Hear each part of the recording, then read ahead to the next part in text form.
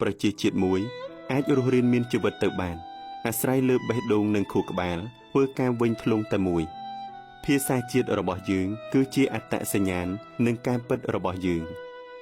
វាមានតម្លៃខ្ពង់ខ្ពស់លើសពីការវិភាគតាមបែបតក្កវិជ្ជារបស់អ្នកឬការដោះសារបែបសាមញ្ញរបស់អ្នកនៅពេលដែលទទួលរងនឹងការរិះគន់វាមិនមែនត្រឹមតែជាអក្ខរាឬកម្រងពាក្យសម្ដីនោះទេប៉ុន្តែវាគឺជាព្រលឹងនៃប្រជាជាតិមួយនៅក្នុងយុគសម័យនៃវិវត្ត Digital ជឿនលឿននេះការដាស់តឿនឲ្យការដើរទាន់សម័យល្អហើយតែកុំភ្លេចថាខ្លួនអ្នកជានរណាគឺជាមគ្គទេសដ៏សំខាន់សម្រាប់ដួងព្រលឹងនិងអត្តសញ្ញាណជាតិមិនមែនគ្រាន់តែជាកេរដំណែលនោះទេប៉ុន្តែវាគឺជាឫសកែវនៃជីវិតដែលជាស្នាដៃឯកផ្នែកអក្សរសាស្ត្រសិល្បៈនិងវប្បធម៌ដែលបុព្វបុរសបានលះបង់សាច់ស្រស់ឈាមស្រស់និងបញ្ញាញាណរាប់ពាន់ឆ្នាំកន្លងមកហើយដើម្បីបង្កើតនិងរក្សាទុកមកដល់សព្វថ្ងៃការបាត់បង់អត្តសញ្ញាណទៅបានដោយសារភាពងប់ងល់និងបរទេសនិយមគឺស្មើនឹងការរំលាយតម្លៃខ្លួនឯងអត្តសញ្ញាណខ្លួនឯងហើយវានឹងធ្វើឲ្យយើងក្លាយជាមនុស្សដែលរស់នៅតាមដានស្រមោលរបស់អ្នកដទៃទោះបីជាយើងរីកចម្រើនខាងសម្ភារៈយ៉ាងណាក៏ដោយបើគ្មានឫសគល់វប្បធម៌រឹងមាំទេយើងនៅតែជាជាតិសាសន៍មួយដែលគ្មានដួងព្រលឹងមួយពិតប្រាកដជារបស់យើងអីចឹងនៅក្នុងសង្គមបច្ចុប្បន្នឥទ្ធិពលពិតប្រាកដមិនមែនកើតចេញពីអំនួតមោទនភាពជ្រុលនិយមនោះទេប៉ុន្តែវាផ្ដើមចេញពីសមានចិត្តពិតប្រាកដនិងការចេះដាក់ខ្លួន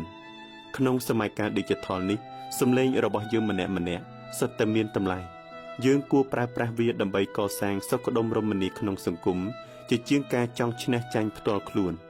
មនុស្សដែលមានបញ្ញាពិតប្រាកដរមែងយល់ថាឥទ្ធិពលចាប់ផ្ដើមចេញពីការបើកចិត្តឲ្យទូលាយការទទួលយកមតិរិះគន់និងហ៊ានទទួលយកកំហុសរបស់ខ្លួនឯងនោះទៅវិញទេទោះបីជាធម្មជាតិរបស់មនុស្សតែងតែចង់ការពារខ្លួនប៉ុន្តែផ្លូវឆ្ពោះទៅរកការរីកចម្រើនពិតប្រាកដគឺការជ្រើសរើសយកការរៀនសូត្រជាងអស្មិមានៈដំណើរនៃការវិវត្តនេះគឺផ្សារភ្ជាប់យ៉ាងជ្រៅទៅនឹងរបៀបដែលយើងផ្ដោតតម្លៃដល់អត្តសញ្ញាណជាតិភាសារបស់យើងគឺជាដង្ហើមនិងជាព្រលឹងនៃជាតិសាសន៍ដែលឆ្លុះបញ្ចាំងពីតម្លៃនៃសមូហភាពលើសពីបុគ្គលម្នាក់វាគឺជាស្ពានដ៏កក់ក្ដៅបំផុតក្នុងការតភ្ជាប់បេះដូងមនុស្សគ្រប់គ្នាចំពោះបងប្អូនដែលរស់នៅឆ្ងាយស្រុកឬទៅតែរៀននិយាយការប្រើប្រាស់ពាក្យលាយឡំគ្នាខ្លះជារឿងដែលអាចយោគយល់បានប៉ុន្តែសម្រាប់យើងដែលមានចំណេះដឹងនិងភាពស្ទាត់ជំនាញយើងមានកាតព្វកិច្ចប្រើប្រាស់ភាសាម្ដាយឲ្យបានត្រឹមត្រូវនិងថ្លៃថ្នូរដើម្បីឲ្យពាក្យពេចន៍នីមួយៗឆ្លុះបញ្ចាំងពីព្រលឹងនៃជាតិសាសន៍មិនមែនគ្រាន់តែជាការបង្ហាញជំនាញនោះឡើយជាចុងក្រោយយើងត្រូវប្រុងប្រយ័ត្នចំពោះអស្មិមានៈអញនិយមដែលជារឿយតែងលាក់ខ្លួននៅពីក្រោយពាក្យថាភាពជឿជាក់ចំណេះដឹងដែលខ្វះនៅមនោសញ្ចេតនាប្រៀបបាននឹងខួរក្បាលដែលគ្មានបេះដូងដើម្បីដឹកនាំនិងផ្ដល់កម្លាំងចិត្តដល់អ្នកដទៃឲ្យមានប្រសិទ្ធភាព